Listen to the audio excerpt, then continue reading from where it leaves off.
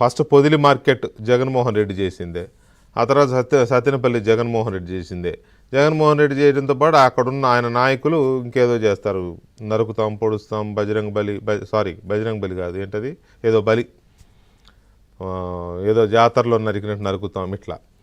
మళ్ళీ బంగారుపాళ్యం వెళ్ళి అక్కడికి వెళ్ళి అదొక గొడవ, రైతుల మామిడికాయలు ట్రాక్టర్లతో తొక్కిచ్చేయడం. రైతులు పలకరించడానికి వెళ్ళిన ఎవడన్నా రైతుల ఉత్పత్తులను తొక్కిస్తాడా? Simple logic. నువ్వు వెళ్ళింది రైతు సమస్యల మీద, మామిడికాయ రైతుల సమస్యల మీద మాట్లాడడానికి, వాళ్ళని పరామర్శించడానికి, వాళ్ళతో అడిగి తెలుసుకోవడానికి. అలాంటిది ఆ మామిడికాయ రైతుల మామిడికాయలనే నువ్వు ట్రాక్టర్లు పెట్టి తొక్కిచ్చావంటే నీ ఉద్దేశం రైతులు కాదు, ఇంకేదో ఇష్యూ క్రియేట్ చేయాలి. ఇట్లా 3 ఆయన చేసిన తర్వాత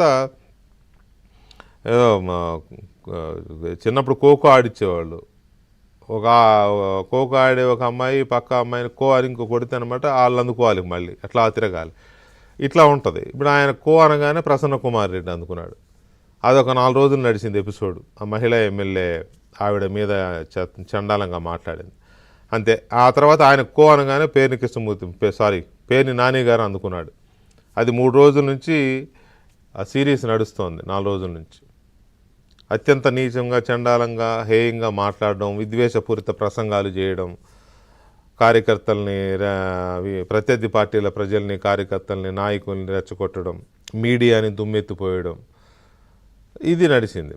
ఆ తర్వాత మొండితో ఒక జగన్మోహన్ రావు వాళ్ళ ఎమ్మెల్సీ ఆయన అందుకున్నాడు దాన్ని. ఆయన అందుకుని ఆయన ఒక ఇది కంటిన్యూ చేశాడు. మళ్ళీ ఇందాకే చూశాను నేను, ఎప్పుడు అలాంటి మాట్లాడరు. వాళ్ళు కూడా పెద్దగా మాట్లాడలేదు, కానీ కొద్దిగా టెంపో పెంచి మాట్లాడారు బొత్స సత్యనారాయణ గారు. ఆయన అసలు అటువంటి టేకప్ చేయడు. కాకపోతే మీరేమనంటే మేము ఊరుకుంటామా అని, మీరు ఊరుకోమని ఎవరు అనరు, కానీ ముందు మీ వాళ్ళని ఆపాలి కదా, ఏంటి భాష ఏంటి ఇదేంటని. అది మాట్లాడకుండా మీరు అది చేస్తాం, ఇది చేస్తాం, కేసులు పెడతామంటే ఊరుకుంటామా అంటే ఊరుకోవద్దు. తప్పుడు పద్ధతుల్లో కేసులు పెట్టినా, లేకపోతే అన్యాయంగా కేసుల్లో ఇరికిచ్చినా ఊరుకోవద్దు ఎవరైనా. కానీ ఇది ఎందుకు వస్తుంది అనే ఒక సునిశ్చితమైన పరిజ్ఞానం, ఆలోచన కూడా ఉండాలి కదా. సో ఇవన్నీ ఒక అంశం అయితే, ఒక ఎత్తు అయితే, ఇంకొక ఎత్తు అసలు చంద్రబాబు వయసుకి, రాజకీయానికి, చంద్రబాబు వయసుకి, ఆంధ్రప్రదేశ్ ప్రస్తుత వర్తమానానికి సంబంధం ఏంటి అనేది అర్థం కాదు పరిస్థితి. జగన్మోహన్ రెడ్డి ఎలక్షన్ల ముందు అలాగే అన్నాడు, వయసు అయిపోయింది, రేపో మాపో ఇట్లాంటి మాటలే మాట్లాడాడు. వల్లభనేని వంశీ మాట్లాడాడు. కొడాలి నాని అయితే చాలా చండాలంగా మాట్లాడేవాడు, ఏదో కాటికి కాళ్ళు జాపుకొని కూర్చున్నావని, అదని ఇదని.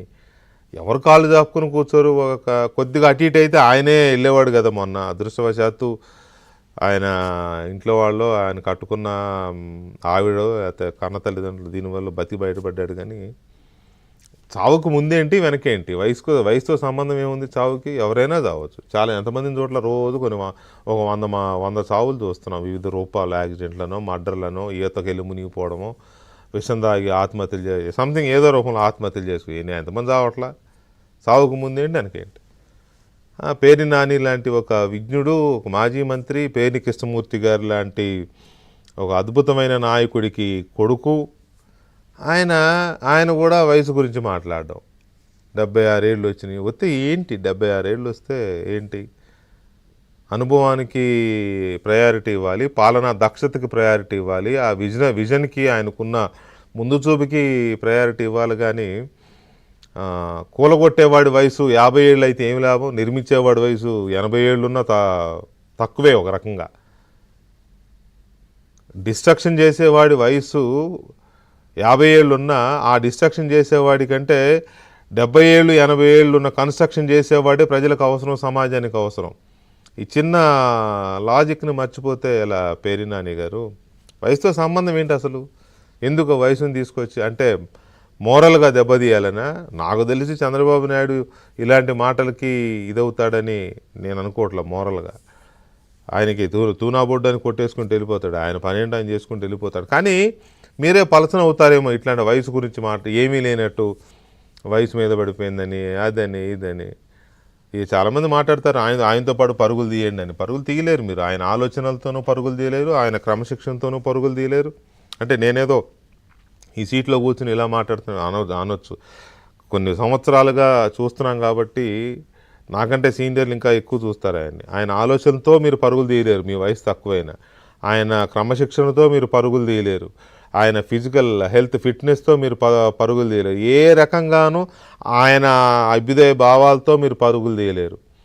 ఆయన విజన్తో మీరు పరుగులు తీయలేరు. ఏ రకంగా తీయలేరు. మీకు తెలిసిందల్లా ఒకటే, నరకడం, పొడవడం, కూల్చేయడం,